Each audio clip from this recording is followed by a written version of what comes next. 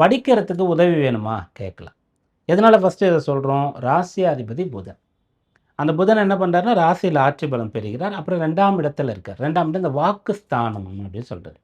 அப்ப இந்த சூரியன், புதனுடைய சேர்க்கை இந்த மாதத்துல ஏற்படும். அதனால அவங்க 2 பேரும் சேர்ந்து 2ல இருக்க போறாங்க.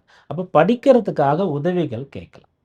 2வது வேலைக்காக நீங்க வந்து நெறைய ட்ரை பண்றீங்க. வேலை கிடைக்கல. உங்களுடைய திசை வந்து சாதகமா இல்ல. உங்களுடைய ஜீவன ஸ்தானம் ஜாதகப்படி உங்களுடைய 10ஆம் இடம் வந்து கொஞ்சம் பலமா இல்ல.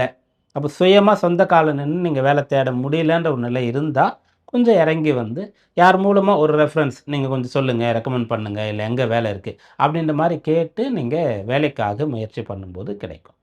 பிசினஸ் சம்பந்தமா யார் நல்ல ஒரு திறமைசாலியோ, நல்ல உழைப்பாளியோ, யாருக்கு நல்ல டைம் ஒர்க் அவுட் ஆகுதோ, அவங்கள கூட சேர்த்துக்கிட்டு உங்க பிசினஸ்ல நீங்க முன்னுக்கு வரலாம். இதெல்லாம் வந்து நீங்க பயன்படுத்திக்கலாம். இந்த பேசி ஜெயிக்கிறதுக்கு. அதன் பிறகு குடும்பத்தில இருக்கக்கூடிய பிரச்சனைகள பேசி தீர்க்கலாம், முடிவுக்கு கொண்டு வரலாம். சில சமயத்தில பேசினா தான் பிரச்சனையே ஆயிடும். பேசாம இருந்தா கூட பரவால்ல அப்படின்ற மாரி இருந்திருக்கும். சில சமயத்தில பேசினா தான் சரியா வரும், பிரச்சனை தீரும்ன்ற மாரி இருக்கும். அப்படி மிதுன ராசி அன்பர்களுக்கு இந்த குடும்ப பிரச்சனைகள் எல்லாம் உட்கார்ந்து பேசி சமரசம் செய்து கொள்வதற்கு உகந்த அம்சம் இருக்கிறது.